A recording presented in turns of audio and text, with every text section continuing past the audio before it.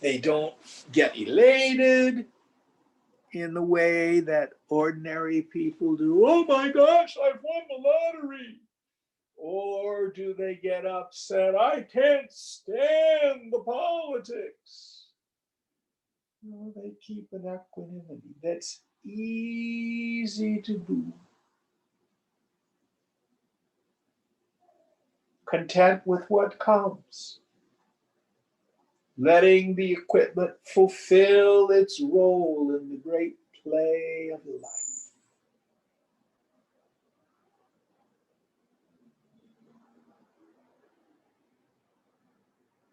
Any thoughts on this?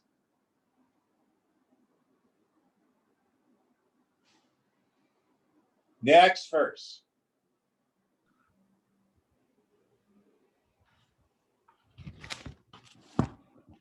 क्षुधां देहव्यथां त्यक्त्वा बालक्रीडति वस्तुनि तथैव विद् तथैव विद्वान् रमते निर्ममो निरहं सुखी. Forgetting his hunger and physical pains, a child plays with toys. In the same way, the wise man is happy and revels without the ideas of I and mine. So if you've ever had young children, if they're involved with play, they forget that they haven't had lunch yet. They just keep going on with their play.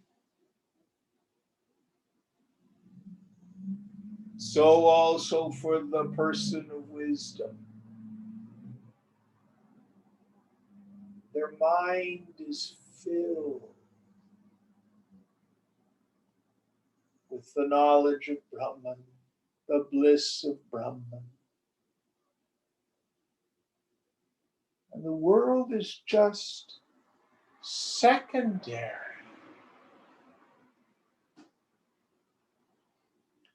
Can't explain it to other people unless you've tasted it yourself.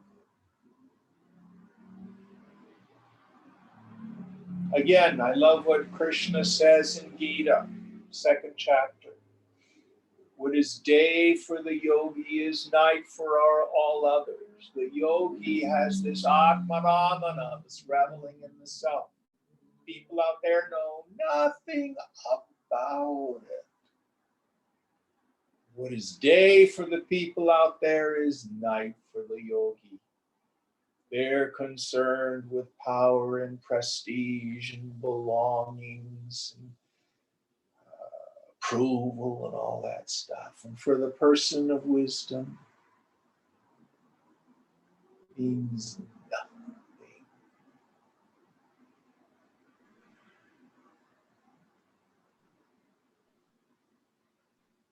And that's not something that's effortful.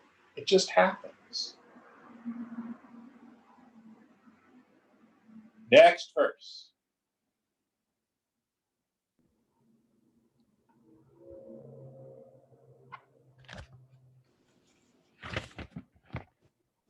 चिन्ता शून्यमदैन्य भक्षेम शनं पानं सारिहरिषु स्वातन्त्र्येण निरङ्कुशा स्थितिर्भिनिद्रा शमशाने वने वस्त्रं क्षालन शोषणादिरहितं दिगवास्तु शय्यामहि सञ्चारो निगमान्तविधिषु विदां क्रीडा परे ब्रह्मणि.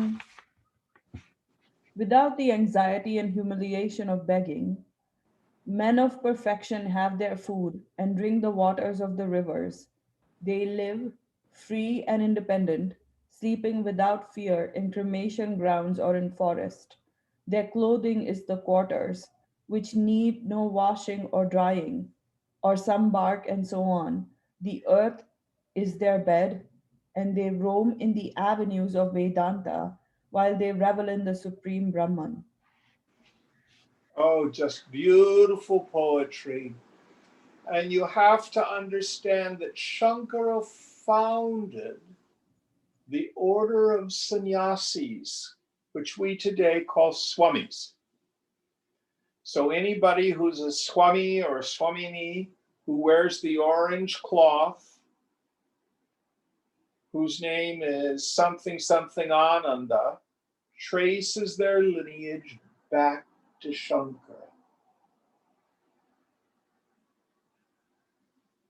And these were sannyasis, they were renunciates. And they were bhikshus. A bhikshu is a beggar. You were allowed to go to one house to beg. You didn't, you went on, I think it was, anybody remember, is it 4 or 5 houses max? And if you didn't get fed after the 5th house, you went hungry. No humiliation. Bhiksha, bhiksha. Now, of course, bhiksha is a big deal. You know, it's oh, I'm going to have the Swami over for dinner and I have to wear my best sari and lots of jewelry and all this kind of business. It's not the original idea.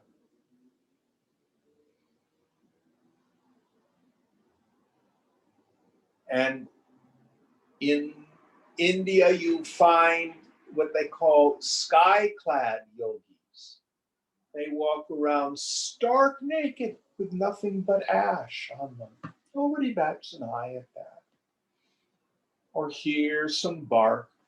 Modern sannyasis today, they wear orange cloth, usually just very simple cotton, frequently no shoes.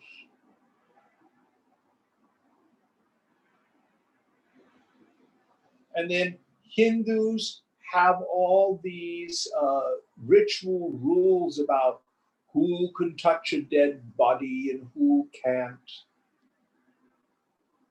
Someone dies, only the untouchables are allowed to take the body to the cremation ground, etc. So here Shankara is saying, the person of wisdom doesn't care. They can go anywhere.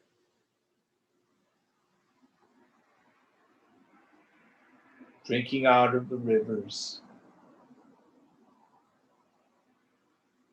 sleeping anywhere. The great exemplar of this was Swamiji's Jnana Guru, Swami Tapovanam. His name, by the way, means tapas vanam, a forest of austerities. That's what his name meant. And he surely was. There's a wonderful story that Swami Tapovanam was wandering through the Himalayas and came upon a band of robbers. And the robbers said, "Give us all your money." "I haven't got any." "Give us your food." "I haven't got any food." No jewelry, no nothing. But he greets them and says, "How about you? May I share your food?" "All right." So his total renunciation allowed him to be at home, even with a band of robbers.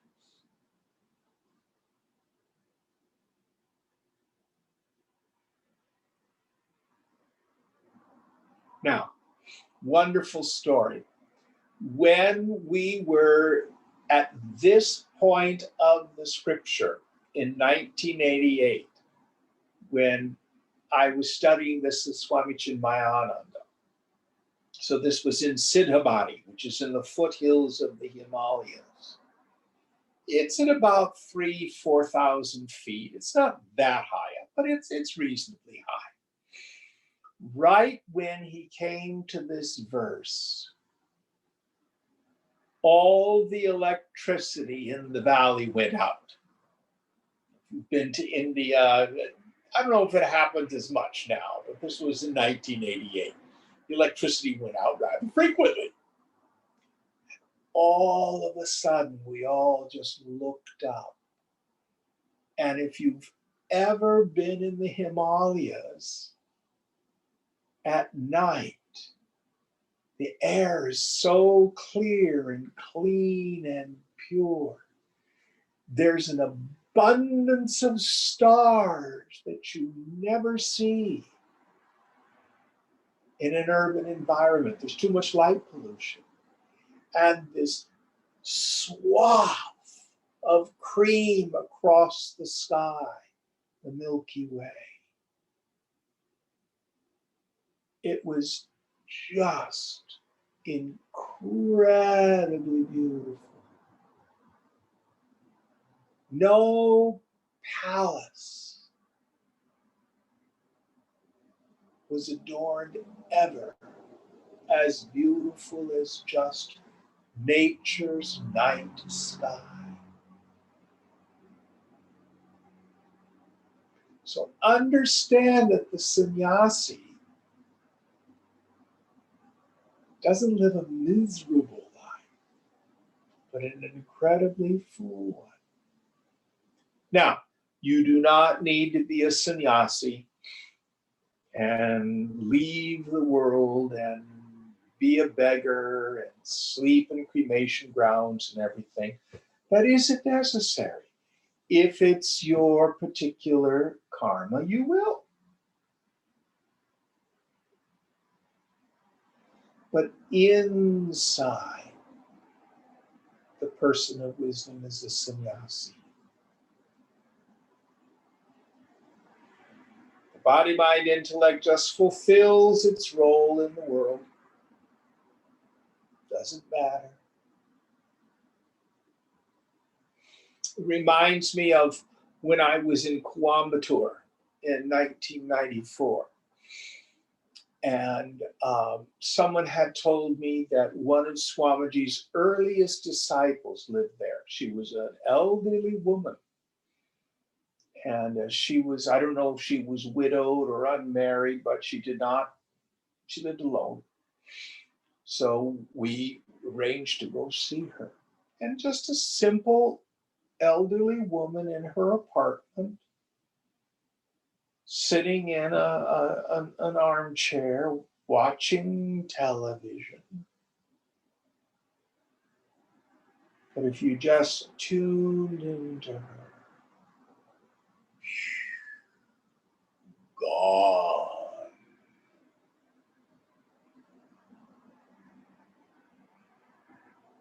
This was a woman who reveled deeply in the self. Oh, she had got what Swamiji had to teach us. The outside, just an ordinary old lady living in Coimbatore.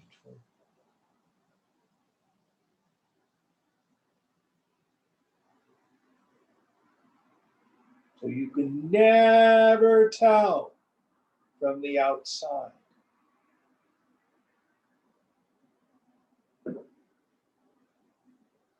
She didn't say anything particularly eloquent. She talked a bit about her relationship with Swamiji. But the depth of her samadhi was awesome.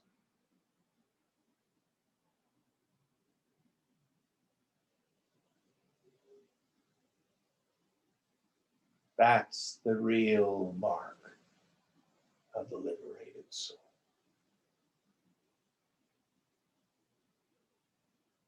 Any thoughts? Next verse.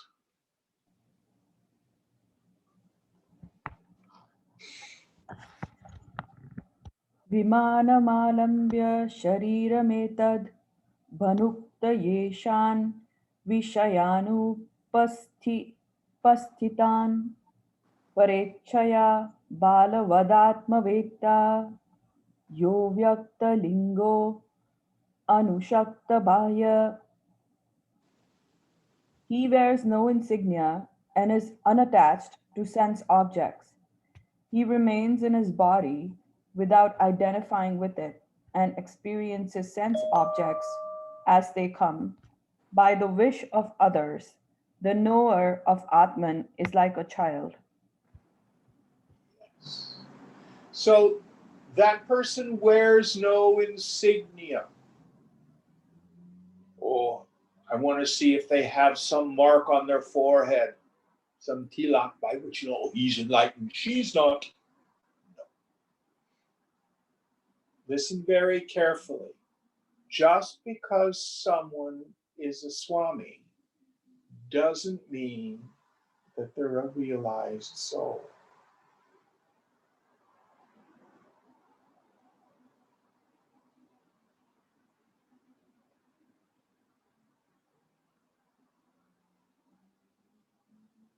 And unfortunately, through time, there's politics and status even among sannyasis. So if you're a Dundee Swami, you have the staff, you're more important.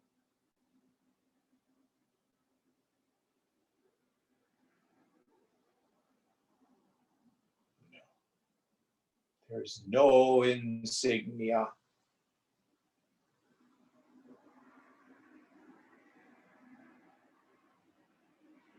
And the jnani just moves through life, letting whatever comes come to him or her.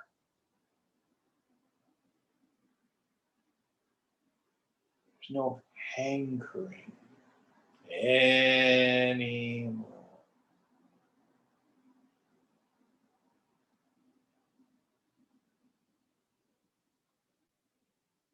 They no longer have an agenda.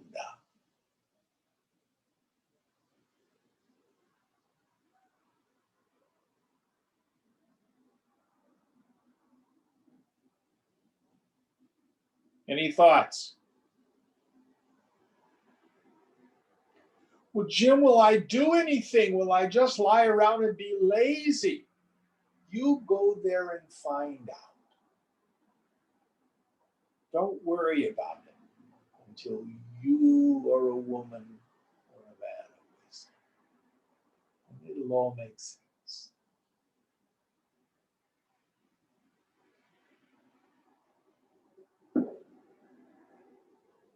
People used to give Swamiji very expensive gifts all the time. And then he'd turn right around and give them to other people.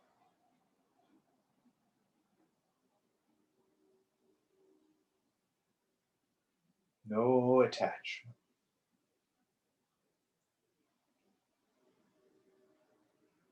No attachment. Next verse.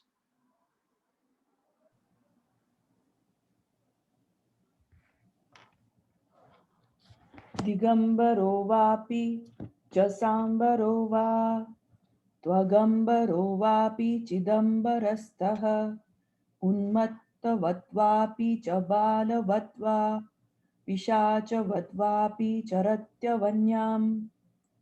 Sometimes wearing no clothes except the quarters, sometimes with clothes, sometimes wearing skins. Established in the ethereal plane of knowledge absolute, he roams about in the world, sometimes like one insane, sometimes like a child, and sometimes like a ghost. So you can't tell by what they wear.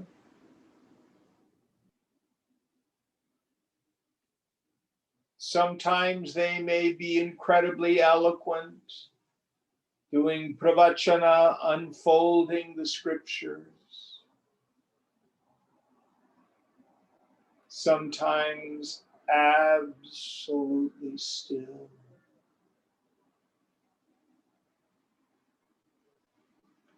Sometimes moving through the world, and it's as if nobody sees them, as if they were invisible.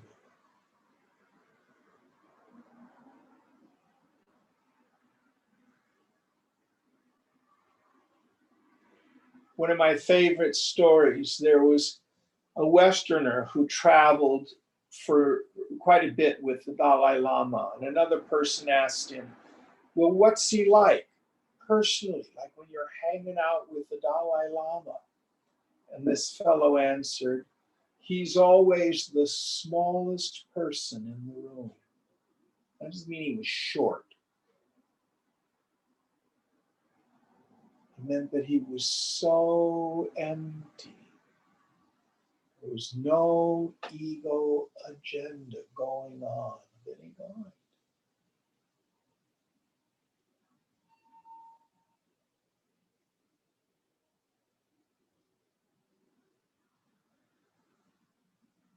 And the person of wisdom treats everyone with the eye of equality. There's so many stories about Ramana Maharshi and his relationship with animals, how they come to him, and his great love back and forth, the cow, Lakshmi.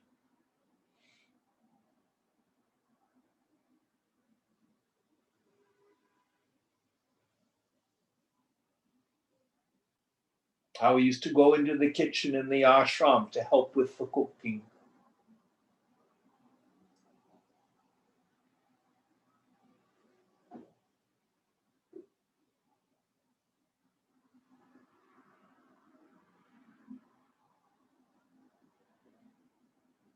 Any thoughts? Next one.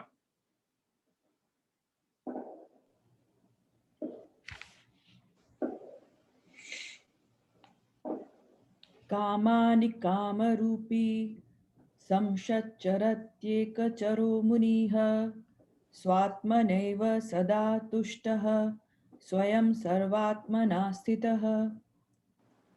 Being of the nature of desirelessness, the sage enjoys sense objects but lives alone. He is ever satisfied with his own self and exists as everything everywhere. So, being content and satisfied with the self, understand the difference for the man or woman of wisdom and the ordinary person when it comes to the sense objects. For the person in ignorance, I want the sense object, Priya. I get proximate to the sense object, Moda. When desire and object of desire become one, Pramoda. And then the conclusion is that's where the happiness is. Give me some more of that. But for the person of wisdom, object comes along. He dances or she dances with the object.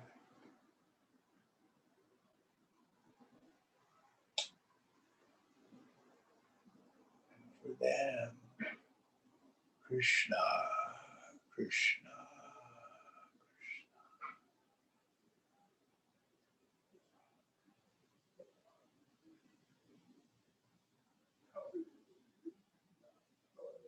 So the person of wisdom doesn't avoid enjoyment. They just know that in the end, there's no such thing as worldly pleasure. The only happiness is the mind coming home to the self. You either do it immediately or you do it by dancing with an object. But it's always the self. It's never anything else. So the world no longer has the power to bind the person of wisdom.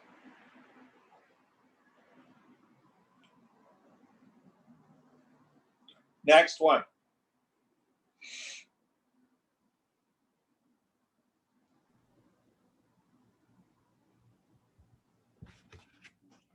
Nirdhan, sorry, I was reading the wrong one. Kvachin मूढ़ो विद्वान् क्वचिदपि महाराज विभव क्वचिद् भान्तः सौम्यः क्वचिद् जगत् राचारकलितः क्वचित् पात्रीभूतः क्वचिद् वमतः क्वाप्यविदितः चरत्येवं प्राज्ञ सतत परमानंद सुखितः. Ever enjoying the blissful state of wisdom, the realized man lives, sometimes a fool, sometimes a sage, sometimes with royal grandeur, sometimes roaming, sometimes like a motionless python, sometimes with a benignant expression, sometimes respected, sometimes insulted, and sometimes unknown. So again, this idea in beautiful poetry that the externals make no difference. The person of wisdom may be a complete ascetic, a tapaswan, may travel all over the world giving satsang like Swamiji did, may not teach at all. There was a great Indian saint of the mid 20th century, Anandamayi Ma. At the time, she was considered India's greatest living saint. She had no disciples, she did not teach, but she had devotees, people who would come just to sit in her presence, get her darshan.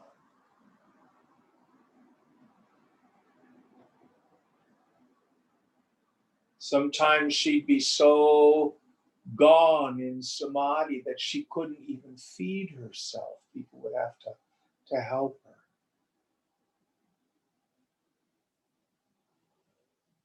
Or we look at Ramakrishna. He was so devoted to and in love with the mother that he would dress up in woman's clothes and have a Devi Baba where he would dance around as the mother, as the goddess, as if he were a mad person.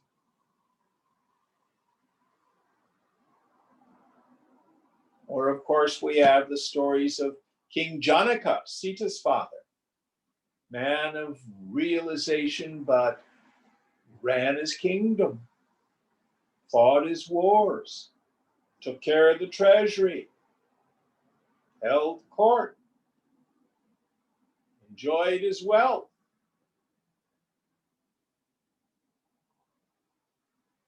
So the outer makes no difference.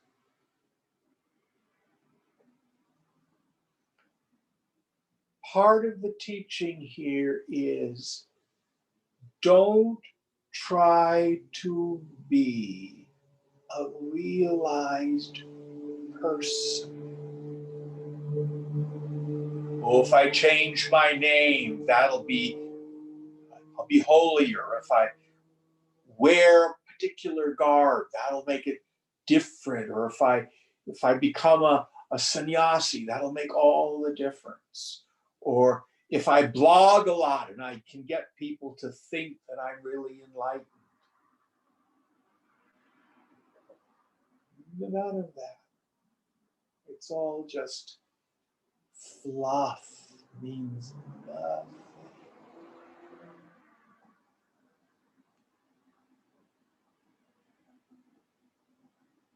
If you are content in the self,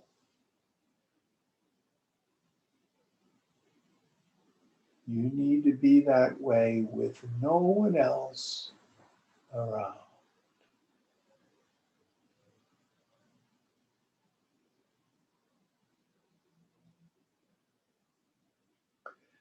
Then what other people think of you or how they treat you, well, that's the Lord's business.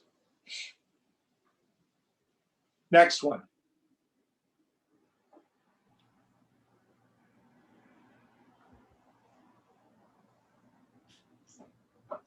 निर्धनोऽपि सदा तुष्टो अप्यसहायो महाबलः नित्यतृप्तोऽप्यभुञ्जानो अप्यसमसमदर्शनः. Though without wealth, he is ever satisfied. Though without help, he is very powerful. Though he does not enjoy sense objects, he is eternally content. and though without exemplar, he has equal vision. So all these paradoxes.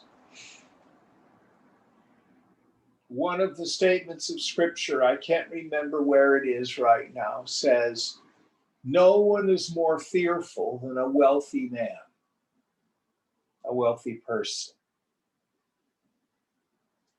So the jnani, the person of wisdom, who has taken vows of non-ownership inside, never worries. The fear of financial insecurity is gone.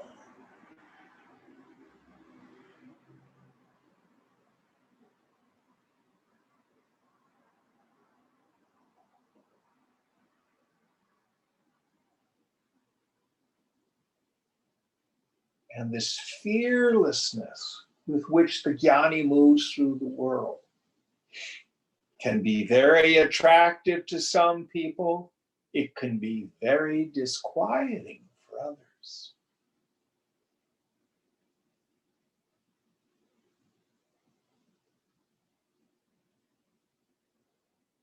And though no one is equal to the person of wisdom, the person of wisdom is equal to everyone and everything. It's paradoxical.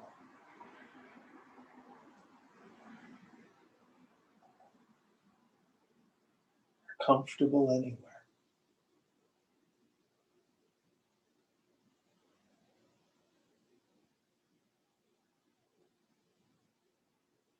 Next one.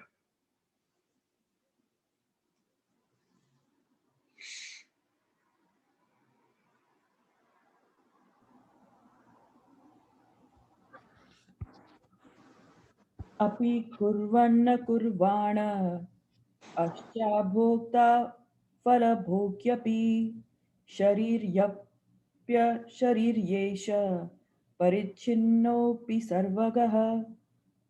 Though acting, he is inactive.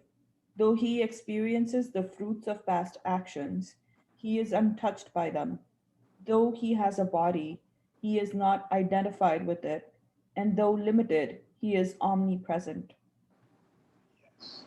So we look at the equipment of the jnani, we see them act, but the viewpoint of the jnani is, I do not move, I do not go anywhere.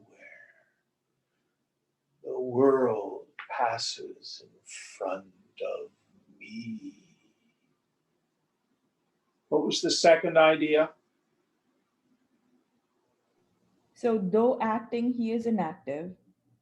Though he experiences the fruits of past actions, he is untouched by Yeah. them. So the fruits of the past actions accrue to the body. And in that way, the jnani is no different than anybody else. Remember that the dharma of the body is karma. All bodies experience the force of their past actions.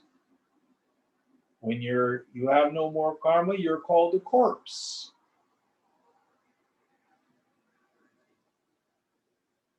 But none of it touches the person of wisdom. Good things happen. Don't worry, they will pass. Bad things happen. Don't worry, it will pass. All of it passes.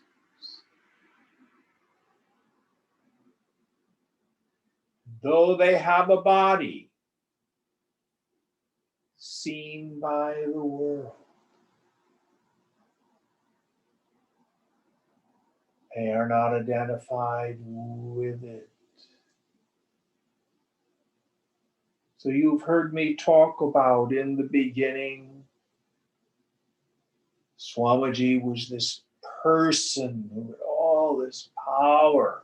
like being on LSD around him. And that kind of calmed down a bit for me. And then he was just saying all these incredibly wise things. And then after a while, it got to be repetitive. I knew what he was going to say before he said it. But ultimately, I began to tune into that Shunya Prasad, that gift of incredible emptiness.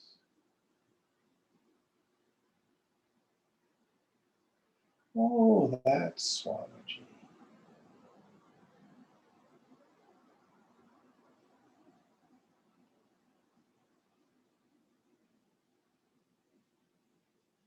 Somewhere out there in this illusory world, there'd be blah, blah, blah, blah, blah, blah, blah.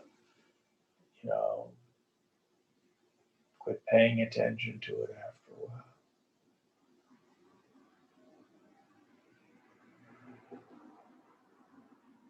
He would say, use the Guru.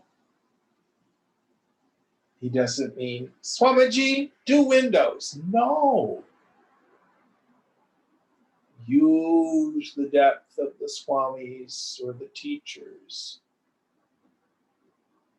Revelry. You tune in, go there with them. Meet me there, he used to say.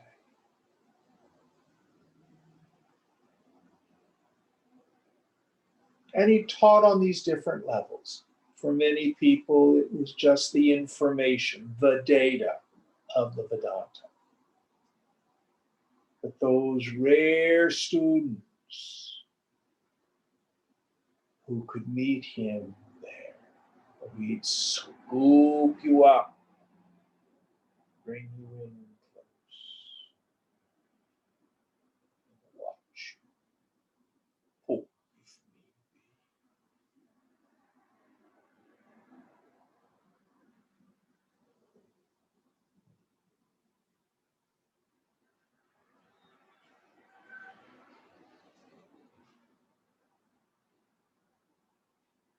Next one.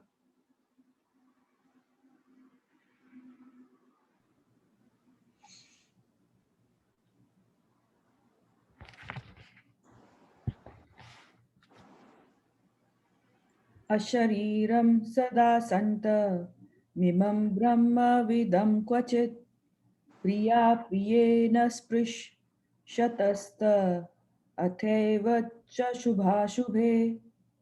This knower of Brahman lives without the body idea, and neither pleasure nor pain, neither good nor evil ever touch him. So it doesn't mean pleasure or pain doesn't occur. It's just he has no relationship to it. Doesn't mean good or evil doesn't happen in their life. They just have no relationship to it. Heat and cold get as far as the body. The reactions of the mind to conducive and non-conducive situations only is in the mind. Thoughts are only in the intellect. But none of it touches me.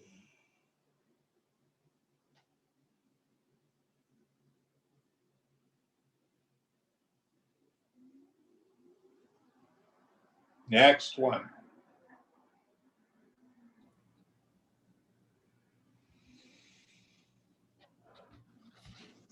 स्थूलादिशं बन्धवतोऽभिमानिनः सुखं च दुःखं च शुभाशुभे च विध्वस्तबन्धस्य सदात्मनो मुनेः कुतः शुभं वापशुभं फलं वा.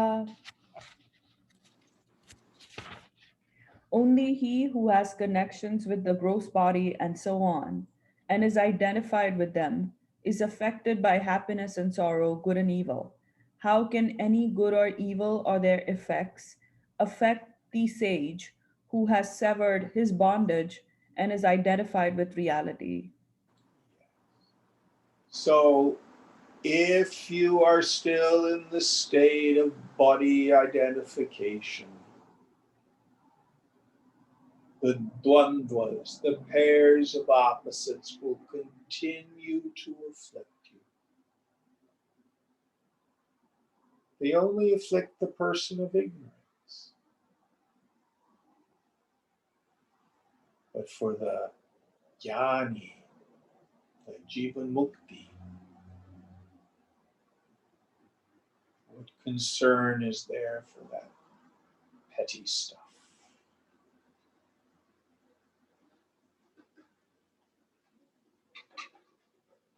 Next one.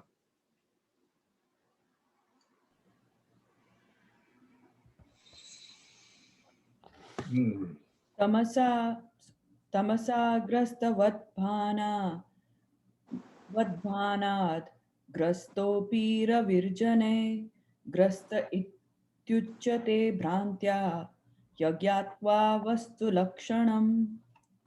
The sun, which appears to be swallowed by Rahu, is not actually so. People who know not the real nature of the sun, in their delusion, say that it has been swallowed. So, this image is talking about a solar eclipse. So, in Indian astrology, not only do we have the planets, but we have, of course, the sun and the moon and what we call the lunar nodes. And they are named Rahu and Ketu. And they figure prominently in Vedic astrology. There's nothing comparable that I know of in Western sidereal astrology, stuff like that. So anyway, Rahu and Ketu are seen as demons. So Rahu is a very interesting demon. He has an enormous mouth and head, but he has no body. So as he's traveling through the heavens, he sees the sun and he gobbles it up. We call that a solar eclipse. You can watch him take bites out of the sun till finally the sun is obscured. It's inside Rahu. But because he has no body, it comes out the other side. Whew. Oh, I thought Rahu, the demon, had eaten the sun.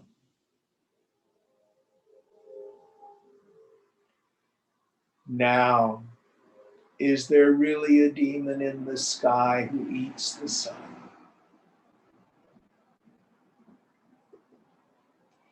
But to the superstitious, a solar eclipse is scary. Oh, where did the sun go? So also for the foolish and the ignorant spiritually. Oh, I've lost all my money.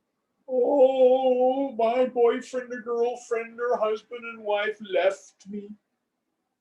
Oh, my children are drug addicts. This political party won. That political party lost.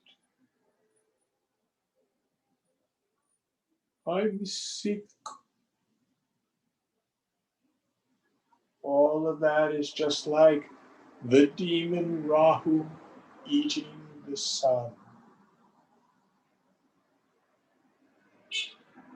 First of all, it just appears. The sun is never really affected. Likewise, yourself is never really affected. For the person of wisdom,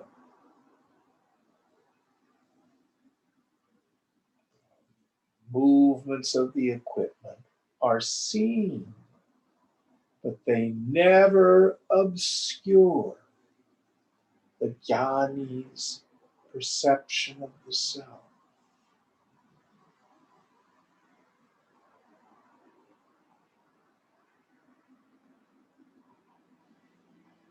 But are you ever not you?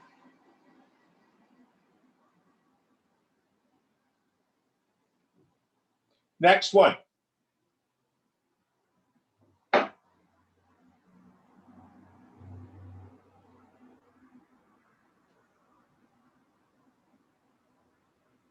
Tadva tadvadeha dibandhebhyo vimuktam brahma vittamam pashyanti dehavan mudha sharirabhasa darshana. So too, the perfect knower of Brahman, liberated from the bondages of his body and so on, is looked upon by foolish people as possessing a body. They but see an appearance of it. So the foolish people look at the body of the person of wisdom and have all sorts of ideas. I can remember back in the 70s when I was in the ashram and there were all these great saints coming. I remember talking with this one person and she says, well, Swamiji may be realized, but Baba Muktananda is fully realized.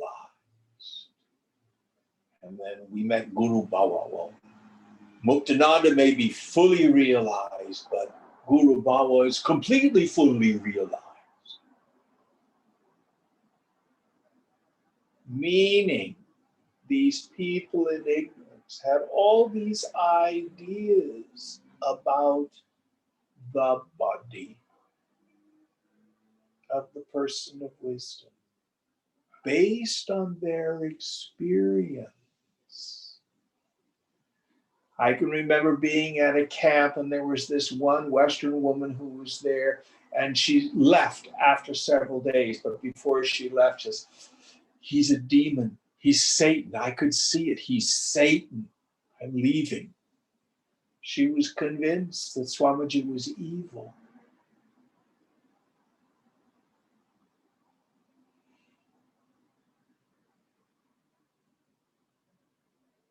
These are all sorts of silliness that the people in ignorance get concerned about the person of wisdom. But from the standpoint of the jnani, what concern have they for the equipment? It will just dance its dance in the world, getting its allotted dose of honors and dishonors, success and failure, joys and sorrows.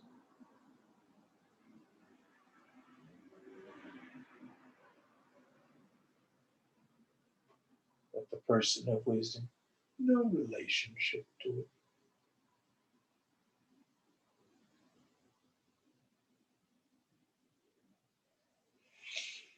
It's like a rag doll. Next one.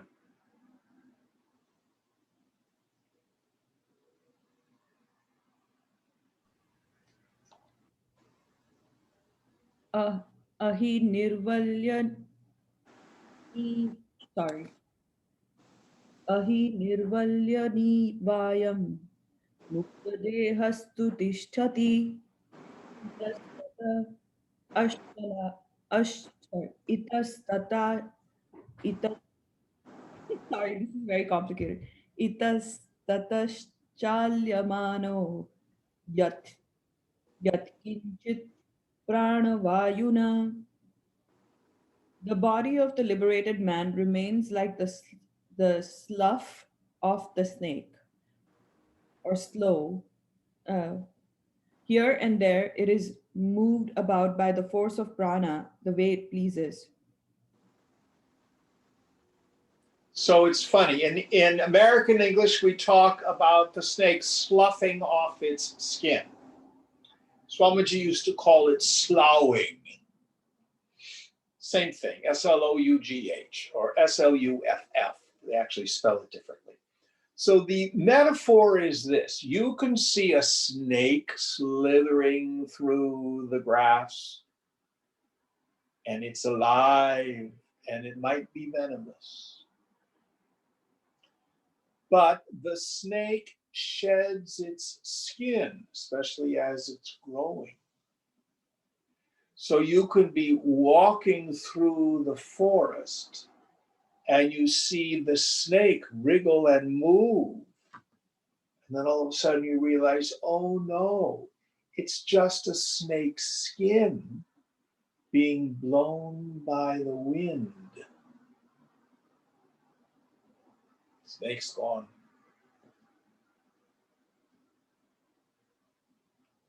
So also, the body, mind, intellect of the person of wisdom is like a snake's skin. There's no ego inside anymore driving it.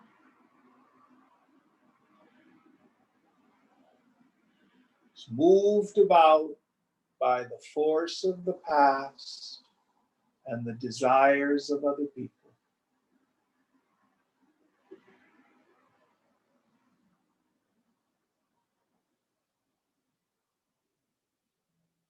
It's blown out. Nirvana.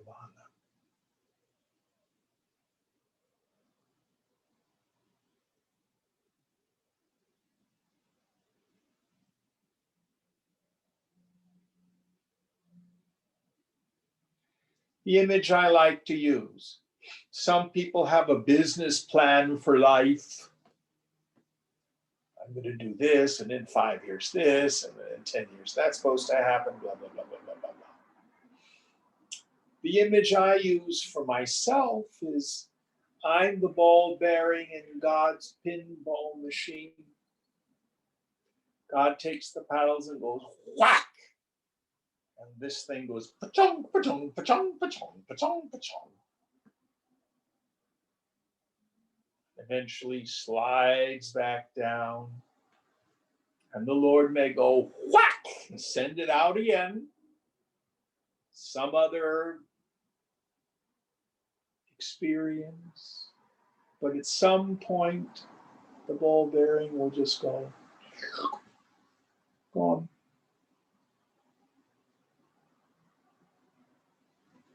But the ball bearing in the pinball machine, even though it's moving around, it does nothing.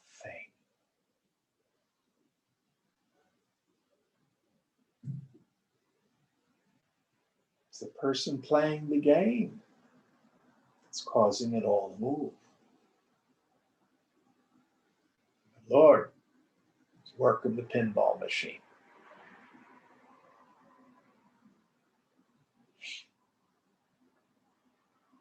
Next verse. What number are we on, Deepa? Five. I'm starting with 550. Sorry, I just finished 550. I'm going to 551. All right.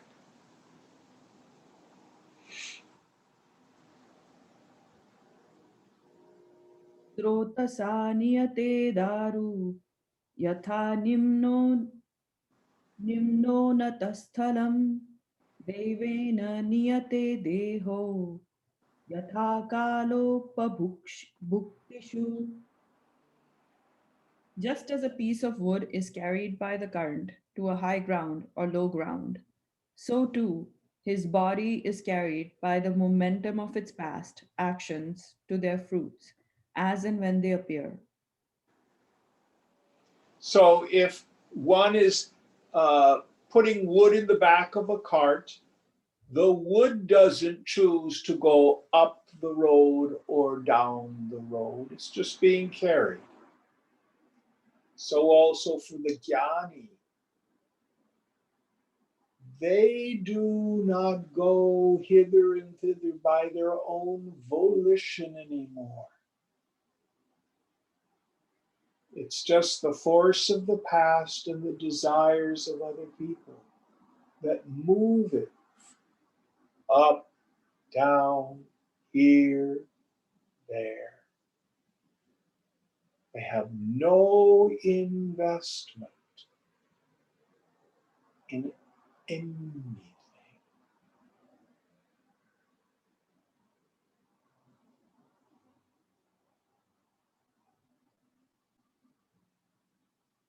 They're empty.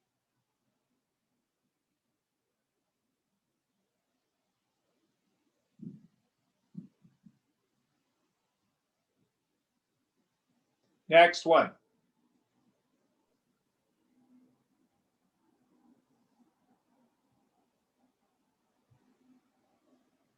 प्रारब्ध कर्म परिकल्पित वासनाभिः संसारी वचरति भुक्तिषु मुष्यदेह सिद्ध स्वयं वसति साक्षिवदत्र तूष्णीं चक्रस्य मूलमिव कल्पविकल्पशून्यः. Through the desires produced by prarabdha karma, the man of perfection, bereft of the body idea, moves in the midst of sense enjoyments, like one subject to transmigration. He, however, lives unmoved in the body, like a witness, free from mental agitations, like the pivot of a potter's wheel. Like a what off a potter's wheel? The pivot. Oh, okay. Oh, I see. The center point of the Yeah. potter's wheel. Yes. Okay. I get it. So the equipment of the person of wisdom may look like an ordinary person choosing to do this, seeming to desire that, enjoying this, annoyed at that.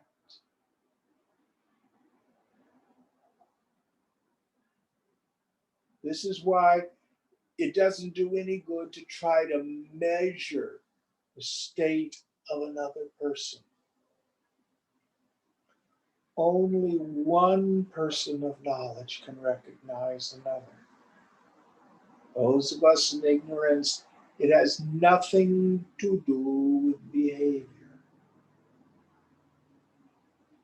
And for the person of wisdom, whether they're behaving as a saint or a rascal, a total renunciate or a total hedonist, it's nothing but the force of the past. And inside, they have no relationship to it.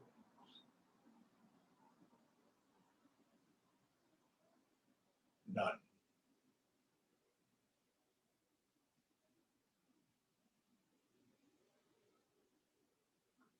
Next one.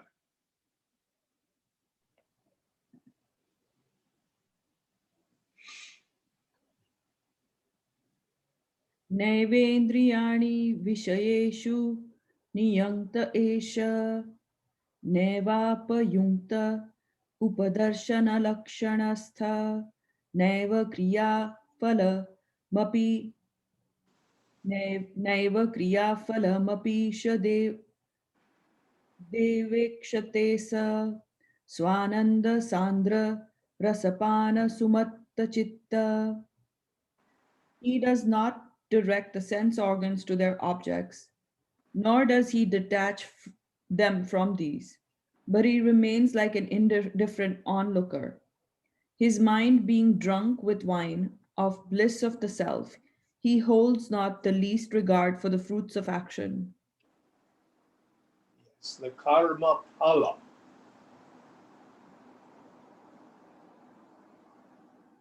So again, I love the metaphor that Krishna says. It's like the waters of a river flowing into the ocean. It doesn't raise the ocean. Or I say it's like a thimble full of water poured into the ocean.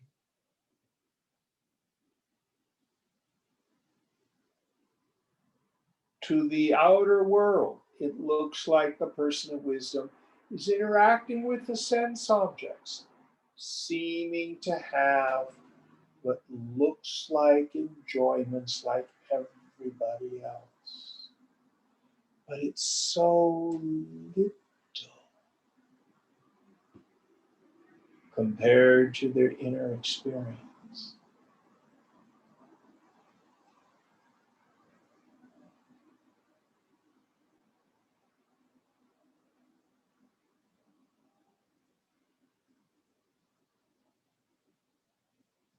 Only you can know this for yourself. You go, you realize yourself, you revel in your own self nature.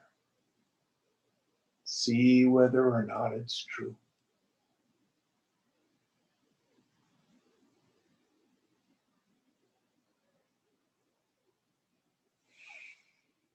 Let's do one more and then we'll quit a bit early tonight.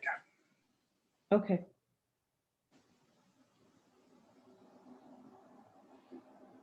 Lakshya lakshya gatim tyaktva ya- yastishtet kevalatmana Shiva eva swayam saksha dayam brahma viduttamaha.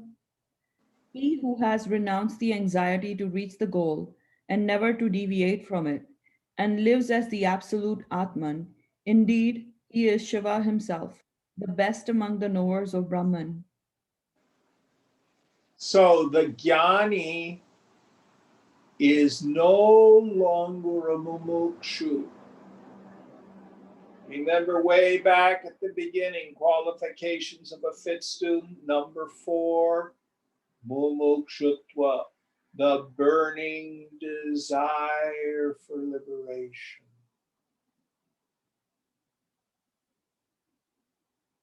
Person of wisdom has given that up. They're no longer a seeker. Oh, my heart's at rest. I've known what is to be known. Even thoughts of bondage and liberation, all that's gone. All of it's gone. Only Brahman remains.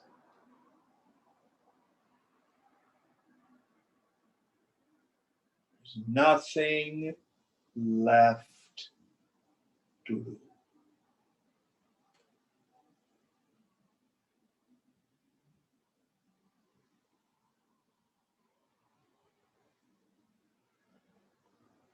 Okay, I think we'll end here tonight. We have a few more minutes if anybody has a comment or has questions. What's the next number, Deepti? 555. We'll start with 55. Thanks. Okay.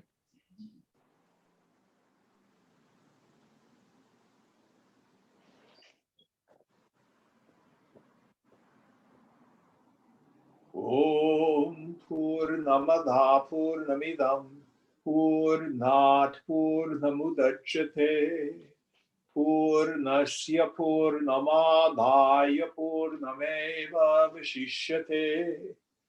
Om Shanti Shanti Shanti.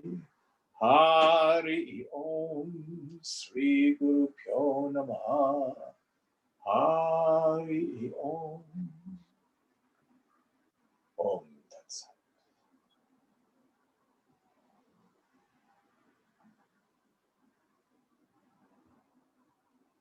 Thank you all. Thank you, Jim. Good night. Good night.